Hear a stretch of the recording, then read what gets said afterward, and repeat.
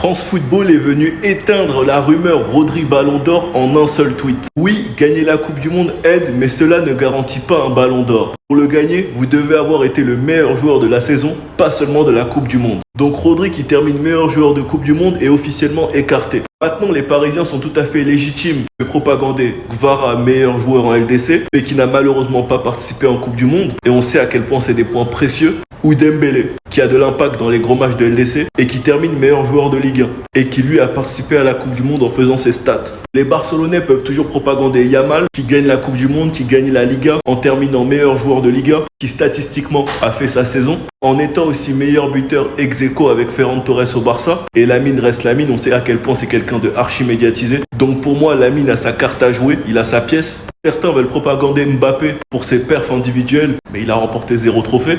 Reste à voir qui ils choisiront, mais pour moi, celui qui se démarque le plus finalement, du coup, c'est Kane. Dans tous les cas, c'est un Ballon d'Or qui fera débat. Sinon, vous les gars, vous en pensez quoi? Ramenez-vous sur Snap, on s'ennuie. La nouvelle déclaration du Ballon d'Or, j'espère qu'elle est claire pour tous. Parce que là, ça retire absolument toutes les spéculations auxquelles on assiste depuis que l'Espagne a gagné la Coupe du Monde hier. Et ce, malgré que certains joueurs ont réalisé une Coupe du Monde incroyable. Ils viennent de communiquer, oui, gagner la Coupe du Monde aide, mais cela ne garantit pas un Ballon d'Or. Pour le gagner, vous devez avoir été le meilleur joueur de la saison, pas seulement de la Coupe du Monde. Sachant que Rodri, malgré lui, a raté une grosse partie de la saison, si je me trompe pas, 4 mois. Que Lamine Yamal réalise une grande saison, certes, mais n'a pas été le joueur le plus marquant en Coupe du Monde, malgré lui également. Vu que Luis de la Fuente, son sélectionneur, nous a communiqué, Lamine a appris à jouer un autre type de football qui l'aidera à mûrir. Il s'est sacrifié pour le bien du collectif. Bien que cela a probablement porté ses fruits vu qu'ils ont gagné ce fameux trophée, celui-ci n'a malheureusement pas pu être le plus impactant. Il nous reste littéralement de très forts candidats. La vie de Fabian Ruiz, qui chope l'Euro, qui enchaîne 2 Ligues des Champions, qui prend la Coupe du Monde, en étant littéralement l'un des acteurs majeurs. Même si pour moi ici, le seul truc qui peut lui faire défaut en vrai, c'est de voir que Rodri a été meilleur joueur que lui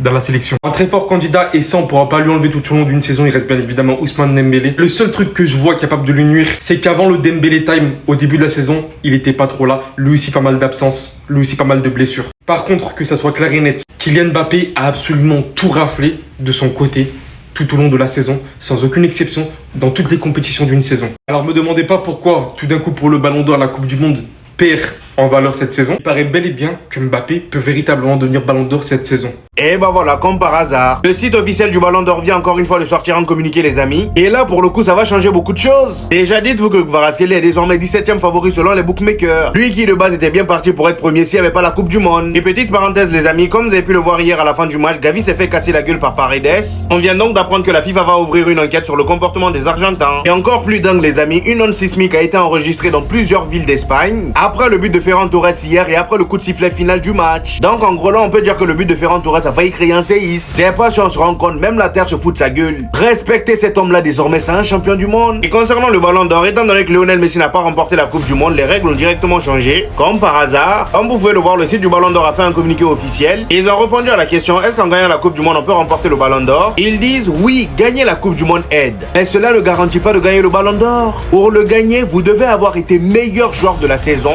pas seulement de la Coupe du Monde. Que c'est bizarre. Entre vous et moi, c'est très bien que si Lionel Messi gagnait cette Coupe du Monde, là, c'était assuré. Juste avec la Coupe du Monde. Mais bon, de toute façon, on a l'habitude, quand c'est Lionel Messi, c'est plus les mêmes règles. Ici, on a le top 10 des favoris selon les bookmakers. Comme vous pouvez le voir, Harry Kane est premier, alors qu'il n'a pas remporté de Coupe du Monde ni de Ligue des Champions. Lamine Yamal deuxième, Lionel Messi troisième, Rodri quatrième, Kylian Mbappé cinquième, Ousmane Dembélé sixième, Fabian Ruiz septième, Jude Bellingham huitième, Michael Olise neuvième et pour terminer en 10e position, Pau Cubarsí. Dites-moi en commentaire ce que vous en pensez. Pourquoi Kylian Mbappé ne peut pas remporter le Ballon d'Or 2026? Les gars, je sais très bien que Kylian Mbappé, individuellement, il a encore été monstrueux cette année. Il finit meilleur buteur de Ligue des Champions, meilleur buteur de Coupe du Monde, meilleur buteur de son championnat. Individuellement, il y a limite rien à lui dire cette année. Mais les gars, vous êtes conscients que Kylian Mbappé, il a 0 Ballon d'Or. Pourquoi? Parce que depuis la Coupe du Monde 2018, il n'a pas gagné de trophée majeur. Cette année, c'est saison blanche encore une fois. Et je vais vous expliquer pourquoi il peut pas le prendre. Il prend pas la Coupe du Monde,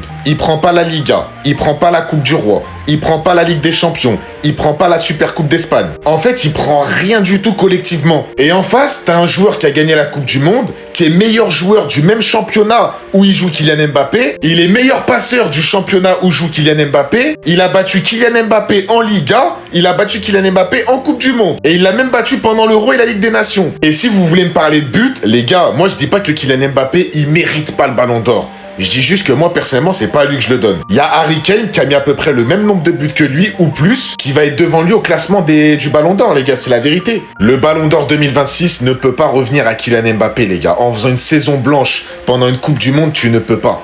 Alors là, ça change tout. Le compte officiel du Ballon d'Or, ils ont fait un communiqué. Regardez. Oui, gagner la Coupe du Monde aide, mais cela ne garantit pas un Ballon d'Or. Pour le gagner, vous devez avoir été le meilleur joueur de la saison, pas seulement de la Coupe du Monde. Moi, les gars, quand j'entends ces déclarations, pour moi, c'est pour Mbappé cette année. Kylian Mbappé, meilleur buteur en Ligue des Champions, meilleur buteur en Liga, meilleur buteur en Coupe du Monde. Il a été bon pendant la saison et pendant la Coupe du Monde. Si c'est pas lui cette année, c'est qui d'autre, honnêtement? Communiqué officiel du Ballon d'Or. Déjà, vas-y, quand c'est le Ballon d'Or lui-même qui commence à te parler, c'est là que tu sens qu'il y a un gros problème dans le foot. Ça, vas-y, c'est un autre débat. Pour le gagner, vous devez avoir été le meilleur joueur de la saison et pas seulement de la Coupe du Monde. Au nom que si Messi l'avait gagné la Coupe du Monde, ce communiqué, il n'aurait jamais existé. Oui, je l'affirme. Tous ceux qui disent le contraire, dites-moi là, maintenant, tout de suite, sans aller chercher des stats, combien Messi a de buts et de passes D cette saison. Donc déjà, là, normalement, Yamal, c'est fini pour Ballon d'Or. Et je dis pas que c'est une mauvaise chose, hein, c'est logique, mais je dis juste que si c'était Messi, ce communiqué, il n'aurait pas existé parce qu'il l'aurait donné à Messi. Attendez les gars, pensez vraiment qu'Ousmane Dembélé il va avoir le Ballon d'Or? Si ça tenait qu'à moi, je lui aurais donné. Mais vous savez très bien la réalité des choses. Donc ça veut dire que vous, dans votre logique, en plus d'être l'ennemi des médias, parce que suite à l'élimination de l'équipe de France, je pense que on l'a trop ciblé et c'était la cible facile. Donc, tous les médias sont contre lui, s'acharnent contre lui. Il aura potentiellement un deuxième Ballon d'Or, premier français à l'avoir fait au 21e siècle. Tout ça devant De Bondy. Mais MDR, ce sera très compliqué. Je dis pas que c'est impossible qu'Ousmane Dembélé l'ait, mais ce sera très compliqué parce que trop dangereux. C'est trop dangereux que Ousmane Dembélé ait 2 ballons d'or parce qu'il aura la force nécessaire de s'imposer enfin en équipe de France. Vous voyez, dans les vestiaires, il y a eu des rumeurs comme quoi Ousmane Dembélé, il s'est plaint du pressing. Croyez-moi qu'avec 2 ballons d'or, il égale R9 en termes de ballons d'or. Ousmane Dembélé, il parle dans le vestiaire, tout le monde va la fermer et tout le monde va exécuter ce qu'il va faire. Le problème, patron, c'est lui qui est derrière moi. C'est pour ça que moi, je vous le dis un truc, soyez prêts. Parce que pour moi, ils vont le donner à Lamine Yamal. C'est moi qui vous le dis, ils vont le donner à Lamine Yamal, j'en suis sûr et certain. Je sens la patate, il a gagné sa Liga, il a terminé en tant que meilleur joueur de Liga, il a gagné le mondial. Même pas en étant extraordinaire, mais il a gagné quand même le mondial. La puissance médiatique pour lui, il a l'effet extraordinaire dans sa tête. Bref, il a beaucoup de critères pour lui. Pour ceux qui me parleront de Kvaratskhelia, c'est vrai, en Ligue des Champions, c'était bon. Mais en championnat, vous-même, vous le disiez, il n'était pas si bon que ça. Donc c'est pour ça que moi, je mets Ousmane Dembélé pour moi en première position. En deuxième position, je mettrais même un autre gars que Lamine Yamal. Je mettrais même Kane. Ce sera Lamine Yamal, le Ballon d'Or. Mais les gars, je ne sais même pas pourquoi vous êtes en train de débattre. Vous allez voir, cet humain-là sera Ballon d'Or. Ce sera Ballon d'Or et on va tous péter un câble. Vous allez le voir, voilà. Vous ressortirez la vidéo. La Coupe du Monde, c'est fini et Score 90 nous sort son top 20 Ballon d'Or et il n'y a rien qui va. 20e place, Fabian Ruiz. Il a tout gagné, tout avec le PSG et il gagne la Coupe du Monde. Alors oui, il a été absent 3 mois, mais 20e, c'est chaud.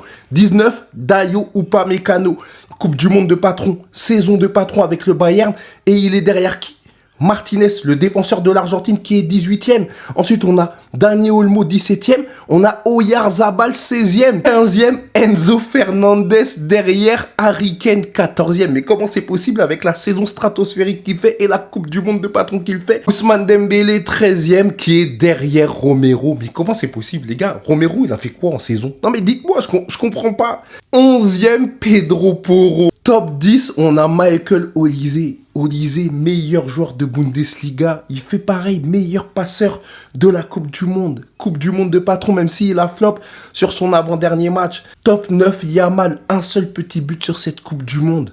Cucurella, 8e, je peux comprendre. Koubarsi, 7e, meilleur jeune de cette Coupe du Monde. Il fait une Coupe du Monde de fou. Par contre, je comprends pas pourquoi il se retrouve derrière Laporte qui est 6e, alors qu'il devrait être devant. On rentre dans le top 5 avec Erling Haaland.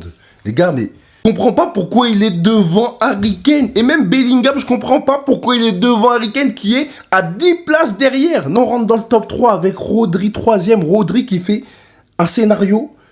On est sur 2024. Non, faut le dire, avec des blessures en plus. Mais bon, peu de matchs avec City, mais Coupe du Monde de patron, élu meilleur joueur. 2e, on a qui? Messi. Ok, premier, Kylian Mbappé. Les gars, faut m'expliquer, je comprends plus moi.